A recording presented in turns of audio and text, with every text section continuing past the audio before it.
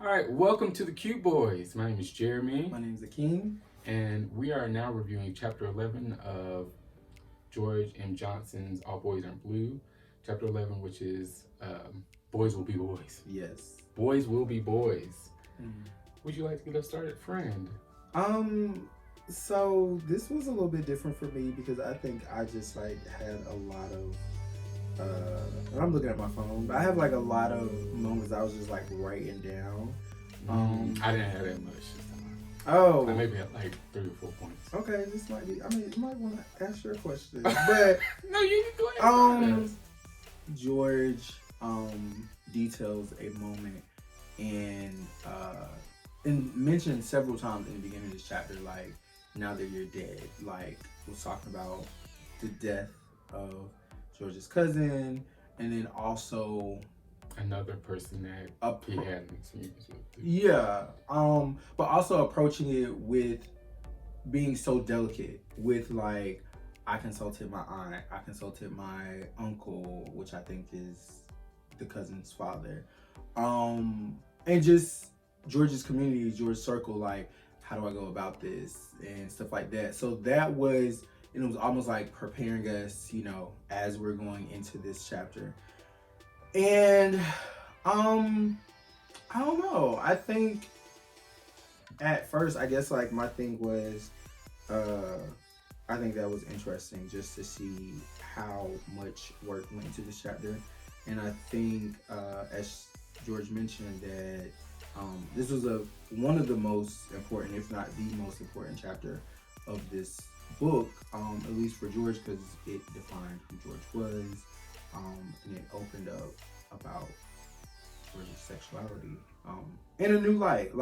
George mentioned, they were always different, but they didn't really know, and this kind of detailed. Yeah, threw you on the deep end. Oh. I meant them, but also literally both of them, because even the cousin was still experimenting and experiencing. It was just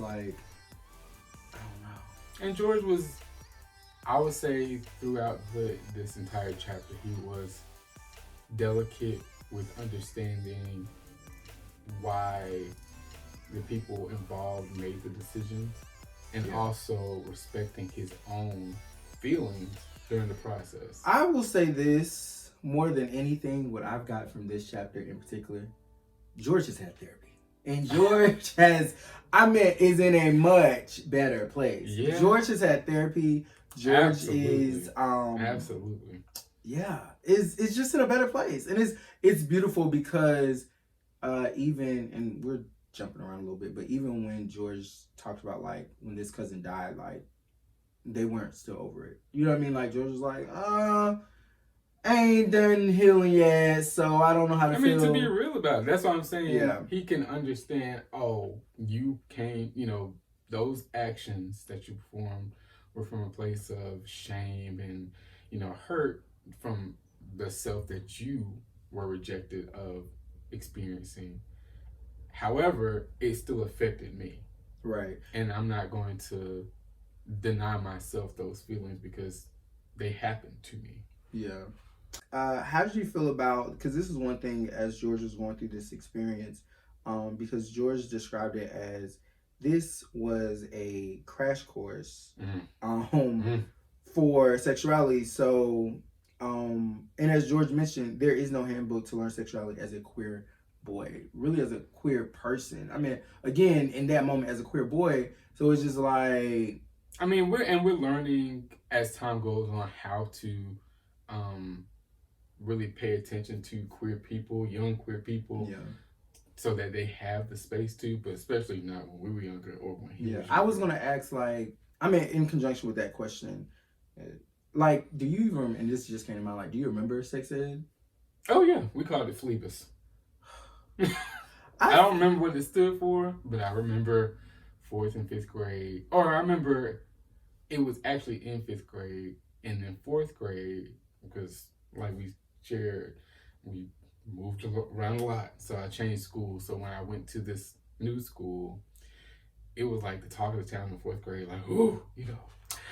Phlebas, because it's sex. And somebody in the comments is gonna know what that means. I don't remember. I could look it up, but yeah.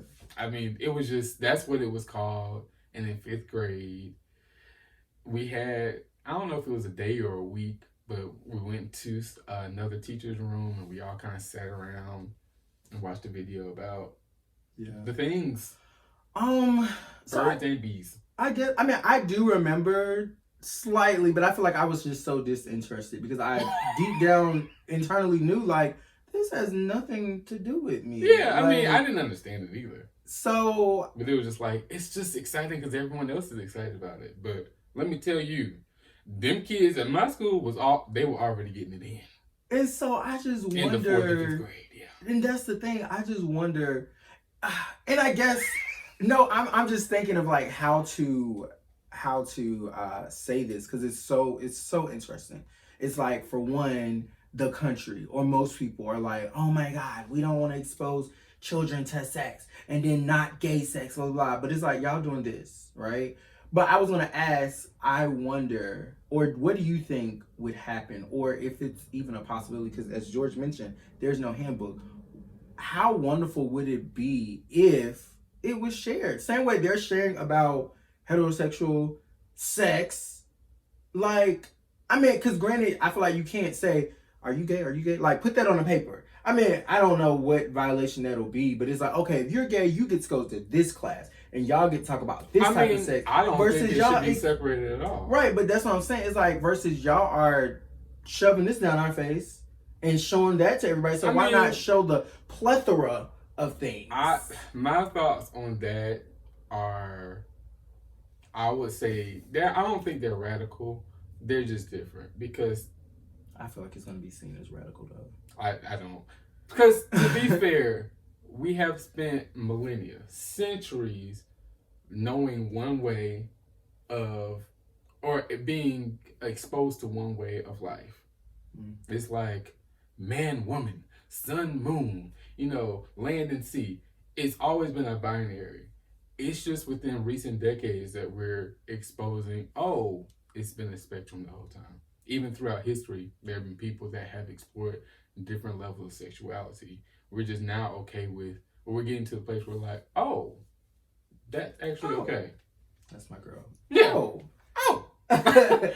And that's fine. And so I find it to be quite, I'm not saying it's okay that this is the norm, but I just don't know how we would literally usher in to that era where we can talk about it. That takes communication, that takes community, that takes getting people in the room that are not just one sound, one voice. We're not, a homogenous sexuality of people. We have a plethora of sexualities, myriad of sexualities. So allowing people to get in the room, and that's how we make it better. It's like with vegan food, for example. In the beginning, it was nasty. Anybody want that? It was gross. But give me them vegetables that look like vegetables. As people took time to actually develop it, it tasted better. And chef it up. Yeah, and it will be the same way with any other field, sexuality included. Once we get more people in the room to be able to express themselves, then we can, reach out and say, okay, well, if this is kind of where you identify with, because it's not like kids don't know. Some kids don't know, but a lot of kids already be like. But it leads me to the idea of like, if they're planting that seed in sex ed and you have this exploration of like, this is sex. This is my mindset. My idea is, because I also identify with George on so many levels on a lot of stuff where it was like, as you see, my notes are just all over the place. I don't even, they're not even formed. Okay. I just like, this is good. This is good. But it leads me to think of like, we as the queer community is so, I want to say so stunted in our growth, which a lot of times people have said this, where it's like, once we do get to a place where we're comfortable enough, like when I say comfortable enough, like it's just even George had a moment, that's the next chapter, sorry. But approaching someone, talking to someone, and like that still gives me butterflies, like, or to say certain things, but it's just like, we are so, that muscle isn't practiced. So it's just like, when we do get there, we don't, I feel like, and I'm saying this as my own feelings and belief, we don't have the tools. So it's just like we get to experience sex. And then we're like, oh my God, it's like fireworks. How do we get more of this? How can we keep going? And then it's like, it seems like, quote unquote, there's an addiction because it's just like, oh my God, like, this feels great. This is amazing. I want more. Let's keep going. And then, you know, for our community at a certain age, which children be up there, child. At a certain age, it's applications. And it's like, we have innovated a way to meet people where you ain't got to go out. You can just order what you like online. And it's just like, again, heavy side. Heavy, at this point, it's not even heavy that side. It's heavy homosexual side. Negro. Heavy. Trying to say Negro. Heavy. Because I'm black. I'm a Negro side. But no, it's not even that. It's like heavy queer space folk side because it's just like. But it's all of those things together. It's heavy Negro side, heavy queer Negro side. And however, you know, you identify every layer. Woman, you know, layer. Every layer. It's layered. So yeah, that's just the thing. It's just like, yes, we need to usher in that new era of like, I don't even want to call it like sexual freedom, but sexual education. But at the same time, I think it's a whole lot better when people know versus you're getting to college and you're getting to, or even past, and you don't know how to approach that situation. And then, not to say everybody have someone that may be queer in their family that can help them or guide them. It's just like, again, where are the resources? Yeah. Because it's like, when I do this, what now? Like, I mean, we're going to get into the things. It's like, cleaning out and bottoming is that's a course. Not to be fair, I mean, the way I view it is we're on the front lines. Now, the generation before us, they also were on the front lines to an extent because they paved the way for us to be as expressive as we are, as young as we are, because they didn't get the access to do any of that. It was like, again, don't ask, don't tell. Shut the hell up. Are you, you like, oh, no. Because just as we explored in the chapter, and we're skipping ahead a little bit, there are dangers to opening up about your sexuality. These days, it's not as unsafe as it was then. Yeah. Because there's a reason a lot of gay people are ashamed. There's a reason there are a lot of queer people are afraid. And it's not just because, my family's, going to judge me. It's like we've talked about with Pose. You may get disowned. You may get thrown out. You may get put in a place where you aren't able to take care of yourself and you're just left out in the street. Or you may be assaulted. You may be even, okay? Yeah. It's not. Which, I mean, and again, speaking of jumping ahead, talk like George, I believe described it very well when George was talking about the murder of this said cousin and talked about masculinity and the ideology that what George put that hides us, but also took his cousin's life, which was like, a part of it is always, you got to keep it on a hush hush. You got to be quiet about it. In conjunction of, even if you are or you aren't, it's just like, I'm also threatened by this level of sexual freedom and who you are, because I've seen, and there's a theme, and y'all could tell me, y'all know I'm not lying, but y'all know y'all could find it, like on Twitter and like, I mean, most of social sites, but like, we talk about Twitter, I talk about Twitter, but like they were just showing this thread of like queer people beating up heterosexual men. And it's just like, and it's not even the fact of like, quote unquote, I mean, I guess you could say stronger, but it's just the fact that like, we have to protect ourselves. And literally, in the light of Color Purple, all my life I had to fight. Like I had to fight, especially when it gets to a point where like, I'm free enough to be who I am, and then you're trying to approach me and quote unquote think I'm gonna go back into a closet, think I'm gonna hide, think I'm gonna like, be afraid of you. No, like I had to do enough just to come here and be present in who I am. So if you want to fight, even if I don't win, you gonna leave hurt. That's the thing. I'm gonna leave here with something. How much is that worth it to you if at the end of it, because let's be clear, there's power in numbers. There's not a lot of us compared to them. So how, and for a lot of, I'm not saying it's like don't fight for who you are. Absolutely. But discerning when that is appropriate, because there are a lot of gay and queer people that have fought, but then they are overwhelmed and that fight turns deadly. Yeah. So it's like, yes, fight for your life. However, when is the line drawn? Because it can turn very quickly. Because when it's a mob of people on top of you, whether you're queer or trans, because we know the trans community consistently has been the number one community targeted for being for murders and homicides in this country, probably the world over as well. When do you draw that line to say, okay, I have to preserve myself? That is when being in the closet, and that's why I'm even for, because I know we are people that are out have little tolerance for the DL community. And I'm not saying I'm like giving them like, because some of y'all just being there just because y'all like the whole scene of it. But then there's the other side where it's like, I don't know if I feel safe expressing myself out in the world. And it's layers to it, and I'm not trying to put excuses. I've thought about it because I'm not saying I've been DL, but I've been in the closet, and I'm like, I don't know if I feel safe just being in my own skin, because I know what it looks like. I've seen, and I know, and I've had personal experiences where I have not felt safe, whether it's because I've been assaulted or just verbal assaults, and not feeling you're welcome. And one thing that we as humans love is community. And if we don't feel like we belong somewhere, that's also attributing to the high suicide rate between of queer people. Yeah.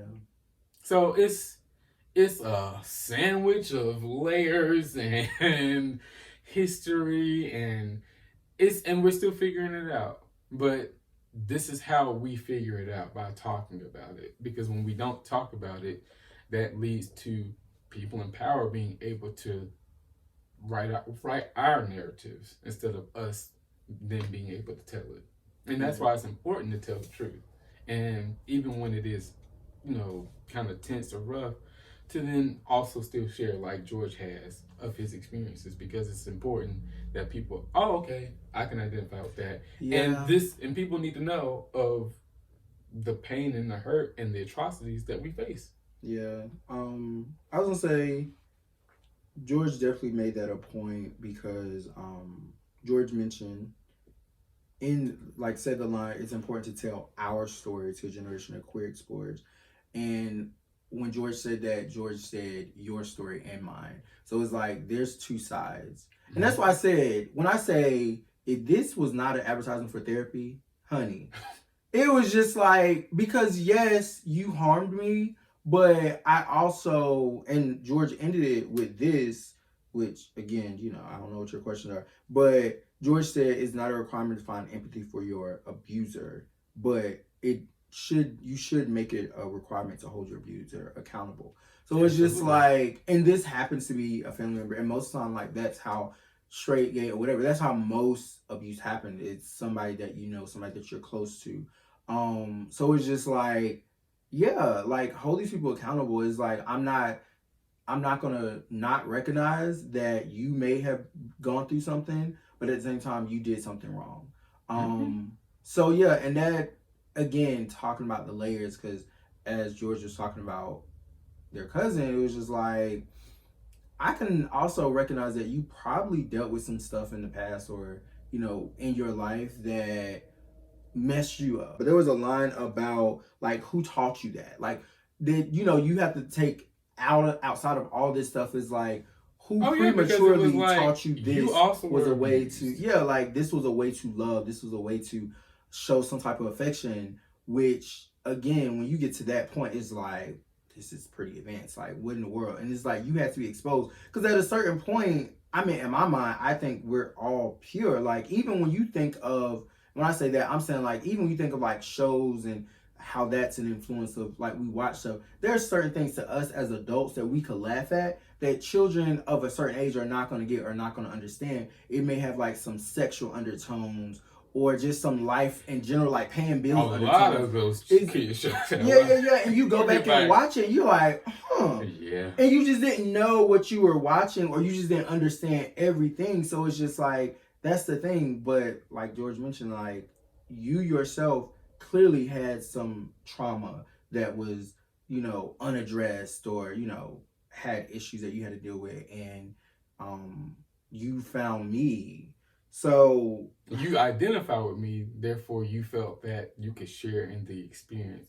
And that's a lot of the unfortunate sides of abuse, especially when it comes to queer abuse, because like you were saying before, with all the repression and with all the misinformation about your sexuality, your own, like, and what you know about it, then also in conjunction with that, your hormones at the time are just like raging. It's like, oh my gosh, I feel this way, and I feel this way towards a certain group of people or person, but I don't know how to express it. And a lot of times that comes out as assault and, you know, abuse, because it's like, you know, I just, heat of the moment, I'm just like, hey, because it was just like, oh my gosh, she just wanted to, you know, just have fun. And little did you know that really impacted someone's life, you know, trajectory in a totally different way, because he wasn't ready.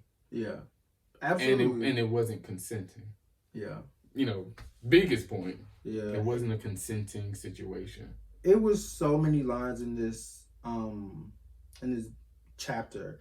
And one of the things that I think was so important that George mentioned was, or described this situation as like two boys lost in society who found sexuality as a home. And it's just like, wow. Yeah. You know, you just listen to those words. Because again, I was just writing down quotes. I'm like, I don't even know where to start. Because again, like that, when I say, and that was at the beginning of the chapter, it's like, drop the mic. I don't know, well, because again, I'm thinking about that line, and I'm going to start from the end and then go back up. But it's like, what did I say? Found sexuality as a home. Like, when you think of home, it's like, you know, how I sing my songs. When I think of home, like home is literally your safe place. Like, home is somewhere that you have no worries. You have, like, it's supposed to be, again, something safe, something comforting. I don't expect any harm, right? Home is where I can be myself. Yeah. Home is where I don't have to put on a mask. I don't have to put on a costume. I don't have to play pretend. Right. I can just relax. Let my belly out. But then for them to be the relationship between them as cousins, and it's like, as George is describing this, is like, I know it's wrong, but it feels so right. I don't know what to do. I don't know how to describe this thing, on top of the fact of like the first part of that statement is like, two lost boys. It's like, we're lost out here because we know it's something going on that's bigger and greater than what's going on in my body. But it's like, how do I explain this? And then this one particular night, there's a spark that goes off, and I don't know if it's right, but it felt so right that it was so wrong almost. He was like, uncomfortable, but also like, I've never felt so relaxed in a sense. Right. Not relaxed. He wasn't relaxed. But I've never tense moments. But it was some relaxed moments, but it was some tense moments, because like, as George was describing it, it was just like, I've thought about these moments. I thought about these ideas. I just never thought it would be with you. And I didn't know how to act on them. The act is the point of where it's like, because it's like, where do I go from here to there? A thought is, you know, one thing. Yeah. But the action is what makes the difference. Yeah. And then it was just like, you did, or the cousin did, like, say, you know, I've never hurt you, have I? Like, you could trust me.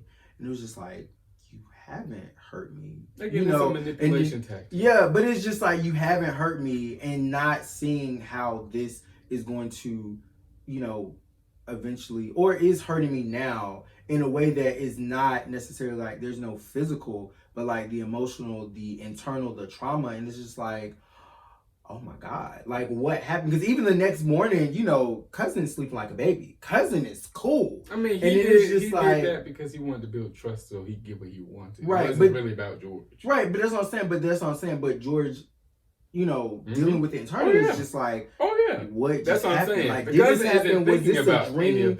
Exactly. So it was just like, again, lost boys that found home and sexuality, because it was just like, this is a connection. I can do this. I don't know what I'm doing, but this feels great. But yeah, I don't know. I have a lot of stuff, a lot of quotes, but we go back and forth. And I mean, to be fair, a lot of people's first sexual encounters happens with their cousin, because it's just like, you're the closest one here. I know there's a line between siblings, but cousins are cousins. Yeah. So a lot of people's first sexual experiences happen with cousins.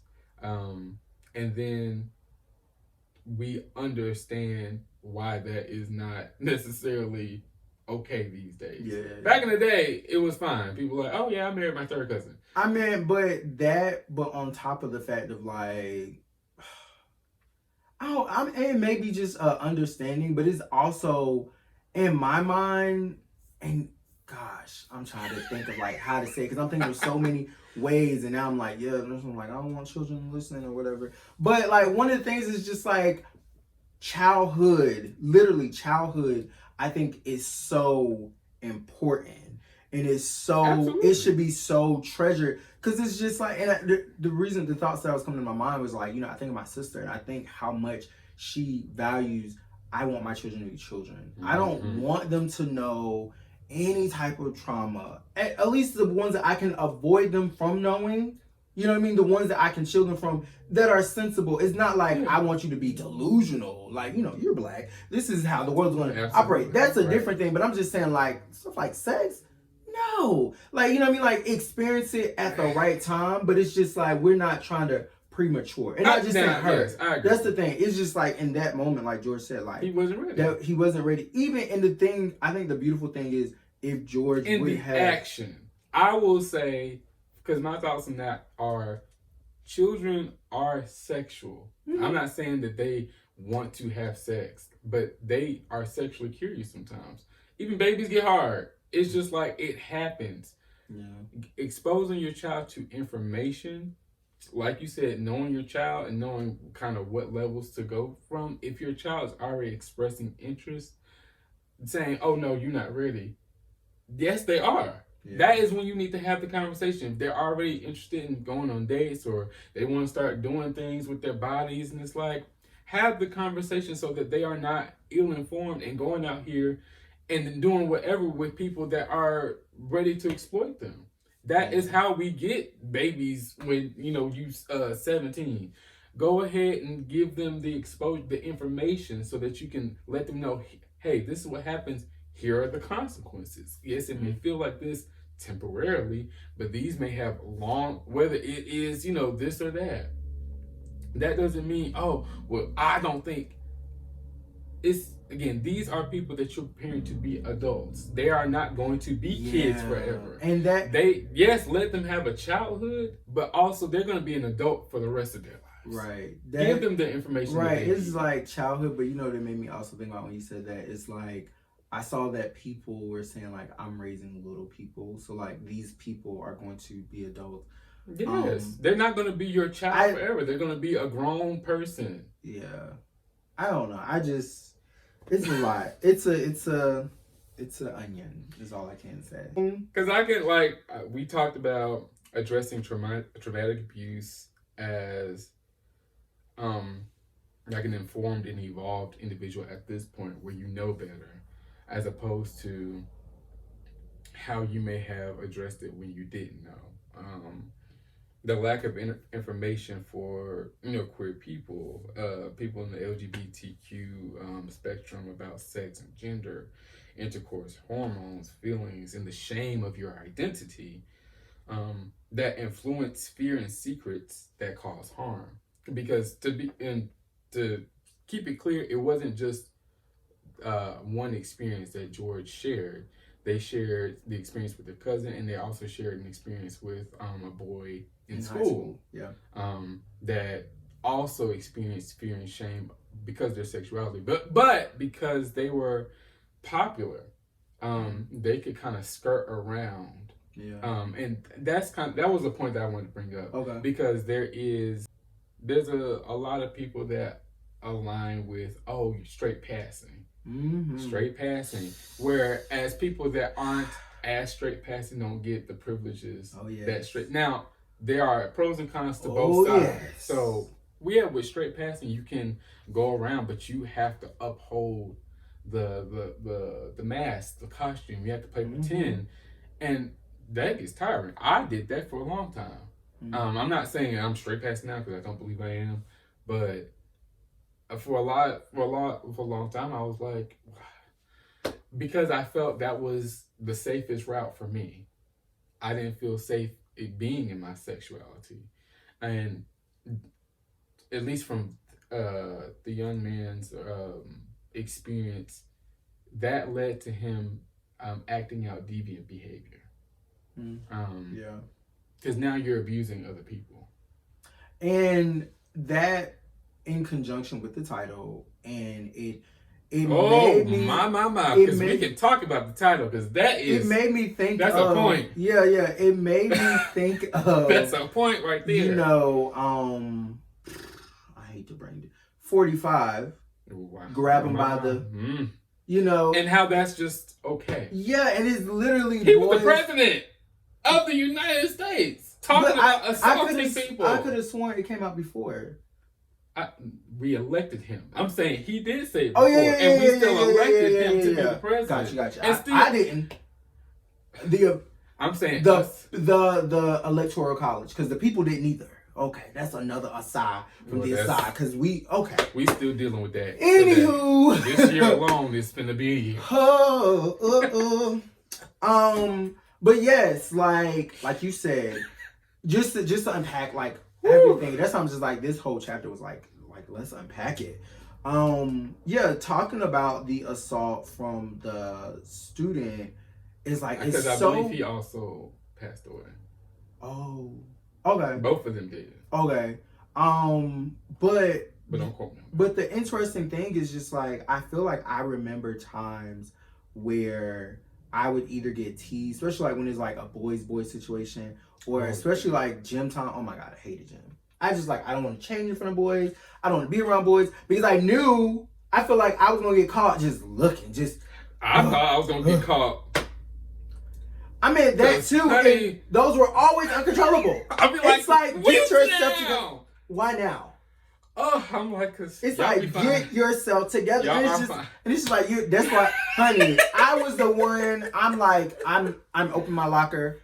I'm in my locker. I'm just like, I don't want to focus on nothing else. And when I'm going out, I'm not looking at nobody else. I'm not, I don't want to see nothing else. And that's why conversation and information is important, because how do we navigate those spaces, especially with boys going through puberty? But speaking of which, like, again, talking about gym, because they described that with 45 as, locker room talk. That's what the boys say. That's what they put it down as. And it was just like, no. So the thing for me was like, when George described the high school moment, it was like, and like you said, straight passing. It always seems to be those guys, and those guys get to go in and out and do what they want to do. But it's like, I don't know. It was just like, you felt, or at least I felt some type of way, because it was just like, I know the truth.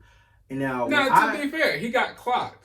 It's just that he was given the privilege because of his status in the school, and because he was straight passing enough for it to kind of be brushed off. Yeah. Whereas someone that is more effeminate or more ostentatious with who they are, it's like, you don't get any grace. Oh yeah. I mean, and that's the funny thing. You are old bullying. I've had experiences like that where I was the one that was picked on, but yeah, me too. As George mentioned something about that night said our secrecy of sex was like just something general, which George talked about like secrecy or just that became a part of who they were. Ooh, I got a quote for you. But that was the thing where it was just like, I used to explore my sexuality with a boy that was straight passing. I'm talking about all the girls loved him. He had like long hair. Oh, wow. So, little boy was cute. Okay. And then he used to come over and play and we used to have fun. We used to have fun. That's what we're going to call it. We used to have fun. So yeah. I don't know, but it's a lot. I was just gonna point out these two things. Jennifer Lewis, she said, "We are as sick as our secrets." Jesus, okay. And that's a real thing because when you hide behind it for so long, denying yourself, right. But I was gonna say, I want to say, Tabitha Brown mentioned something about that in her book because she was just like it was making her sick. Yeah, but because she was trying to hide from that spirit now. Yeah, yeah. You know how that spirit took a hold of her. But I think the last thing that I really like about this... Oh, go ahead. The boys will be boys. I wanted to make a comment about that. Of the normalization of and the boys will be boys that has a broader... You know what? Go ahead. Because I mean, it's with that point. Because I'm just like, oh, so much stuff. It has a broader context, but that has been used to basically... the allowance of assault of women and girls. It's like, it's okay if they, just a boy being hit you on the ass or, catcall you and harass you, because there's so many women that share so many experiences where they're just like, I just want to I'm just trying to go to down the street. Even if I am going to the club, that don't mean I want you to harass me all day. Not you following me. And then, because there was a story. Maybe we'll talk about this on Sweet Heat. Check out our podcast. But there was a story about this group of women that went out to the club. A guy came up to kind of get their numbers. They said no. He beat up one of them. And the group of girls just kind of sat there and they just like... I remember. They're like, you didn't help your friend? Again, I'm not saying it was like, they should... It's heat of the moment. But on top of that, it's just like, bruh, you doing all... Y'all need to check him, not him. But on top of that, it's just... My thing is, it's just like, you were bold enough to approach them. Cool. They denied you, rejected you, whatever you want to call it. It's like, now your adult thing to do is walk away. But like, I appreciate... No, because he's a boy. Boys will be... He's not a man. You gonna put your hands on a woman because you got rejected, right? I'm just saying. And then the misogyny of it all. Once again, y'all gonna come after the girls for not helping out their friend instead of not saying that people aren't. Y'all need to put all that energy into him, right? But that's what I'm saying. It's just like, yeah, that's it. That's the end of the story. But I was gonna add to that, like you were saying, as far as like the boys will be boys, it also harms little girls, like. Because it's just like everybody. It doesn't help anyone. It harms everybody, but it's just like the boys that experience it, the girls that experience it, the thems that experience it. Everyone is harmed. But it also just sucks because it's just like you're sitting here telling me that that's okay for a little boy to do, but God forbid a little girl is just onto a little boy. Oh, now she fat. She need to calm down. She need to get a whooping. It's just like. She's doing the same thing he's doing. She's just attracted and she's expressing her attraction. Now, granted, like I said... No, bad behavior is bad behavior. Right, but that's what I'm saying. So it's just like, but you're not going to... The thing is, we have so much fire and heat for the little girls versus the little boys. Again, the boys and the men have been in power. Well, a lot of boys. Yeah. So they can then write the narrative. And then there are also women that uphold the narrative because they were taught that too. Girl bad, boy good. Yeah. We see it all the time. I'm like, there ain't been one woman in history that I know of that started any of these big ass wars that we have. Even now, it's just true. Boys doing it. This is true. And when we leave them unchecked, this is the result of that. So the last point I was going to talk about, I had to look at it and remind myself. I just thought it was beautiful, and again, like I said, this should be a therapy, promotion, if you will. But George mentioned before closing out was like, I'm finally able to cry for you. And it was just like, I understand now that you too were a little effeminate boy that was seeking love. You know, because again, this was post George talking about the death. It was just like, at that point, I wasn't. I don't know. You know, I'm still dealing with it, but it was just like, in this moment where I am now, I'm finally able to cry for you. I feel like it's so, you know, it's just like, it's a release. It's a release, but it's like I had to get over this mountain because I had to process everything the pain that you put me through. And then I'm also starting to process that you too were in pain. And this was your expression of releasing that pain because you knew no different. Like, you just... When you don't have any other ways, like, it then comes out, and again, in the deviant behavior, whether that's for yourself or upon others. It's like, oh my gosh, I don't have any space to express myself. And it's still not okay, but I also understand. And that's why I'm like, this can bleed over into so many different groups, because in the same way is how I view parents. To where, yeah, you hurt me. You hurt me terribly. However, I understand why. Whether you didn't have the information, the resources, or, you know, you were just taught a certain way. Yeah. And then piggybacking off of that to go back to what we were talking about, even in that, a lot of our parents aren't, especially parents of queer children, they aren't able to kind of relate to us in that way because they are not queer. Yeah. However, it's still your job to give the information and to be there to, hey, let me sympathize with you. I can't empathize, but I can sympathize. And I can sit here with you. I can listen. What comes to mind when you say all that, and I want to give this person a shout out. Shout out to Miss Mojo, because she said this, she tweeted this, but she was like, y'all straight parents are so pressed about us, you know, I don't know how, I'm trying to remember the particular term, but it's like us queer children, like y'all want to beat it out of us and do this, and like, she was like, how about y'all, but she said, how about y'all stop having queer children? You can't. Because it's just like, what? We're here. What are you going to do? Like, I mean, and we don't have no control over this. But they think they do. Because it's not about your children being, you know, independent, autonomous people. It's about them, oh, this is my child. So I have dominion over you. You're going to do what I say because I had you. Not, oh, I just made a person. Yeah. You're not a person. You're my child. So you're going to do what I say. And again, or I'm going to force you to do what I say. Shout out to, again, I love especially Black parents. Yeah, I love these quotes. And I don't know if Crystal said this. I don't know if Friend said this from... Hey, Friend, hey. Hey, Friend, hey, from the Friend Zone. But they were just like, you know, how do they say it? Oh, I'm your child. I'm not a child. And that is the disconnect. And I do, again, I don't remember which person it is, because all these things just be running through my mind. But it's just like, also like, we have especially in the Black community, we have an unwavering faith sometimes, if you will, to our parents. Because it's like, I gotta respect you, or that's how they want us to be raised, or that's how they were raised. So it's just like, when we start to go past that, we're like, no, I'm actually a full adult. I'm a full human. And I we can understand make and do that the things I respect want. is a two-way street. If you're not going to give it, you're not going to get it. Okay. And a lot of parents believe you just owe me respect. And it's like, right.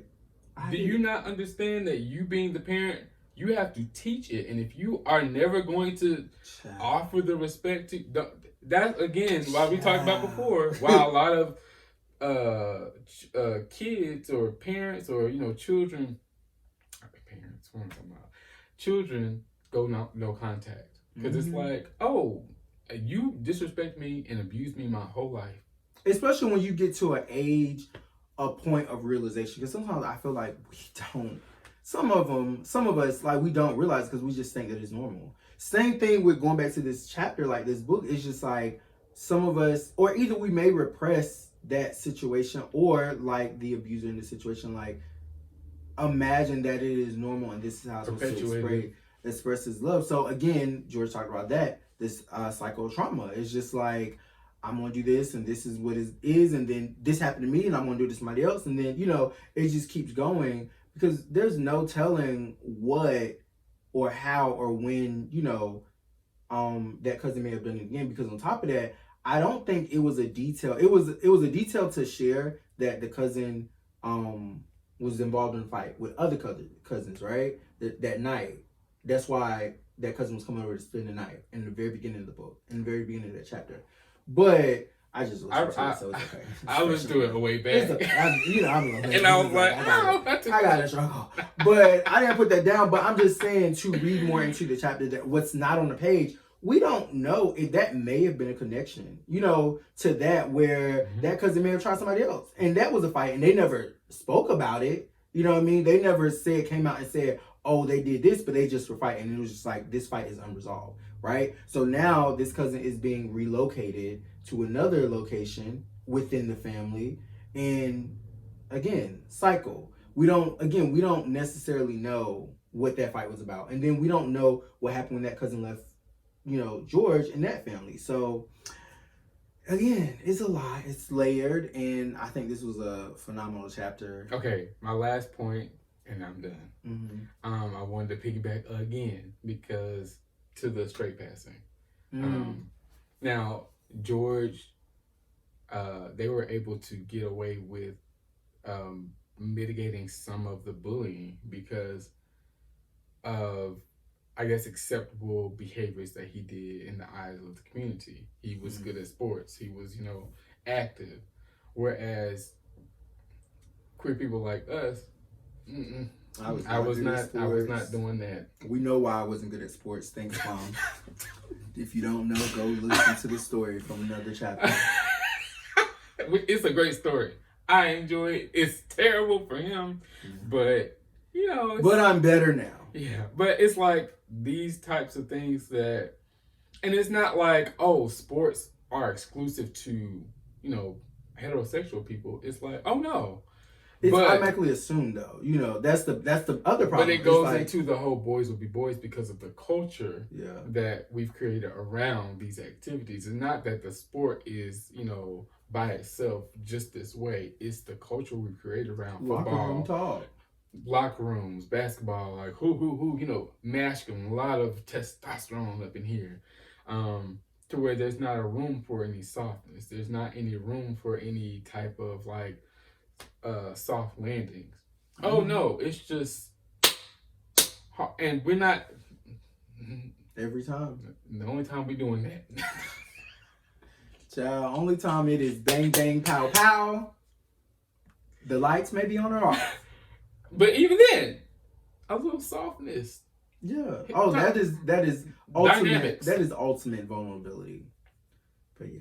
So I'm like, I just thought about that, and just kind of how those experiences shape a lot of queer people's, lives, and whether it's in regards to bullying or just how they self-identify or see themselves. It's like, am I able to survive out here? Yeah, like you said, it's a privilege, because it's just like pretty privilege. It's like pretty people get a pass for some stuff that they should not get a pass for. I mean, we could look at some of the scandals that have just came out, or just anything. It's just like, oh, well, they look this way. They look a certain type of way. Same thing with straight passing. Like, I mean, and then even if we want to keep it within the community, we talk about, like, whenever you mention like trans and like the atrocities that like they face as far as like, the mortality rate and just how they are harmed at a greater rate than other people. But it's just like, if you don't look a certain way as a trans person, and it is, I guess, going along the pretty privilege, but passing in general, it's just like, life is a little bit, it's like life is a little bit more challenging for you versus other cases. So it's like, and that's the thing, we all have these, I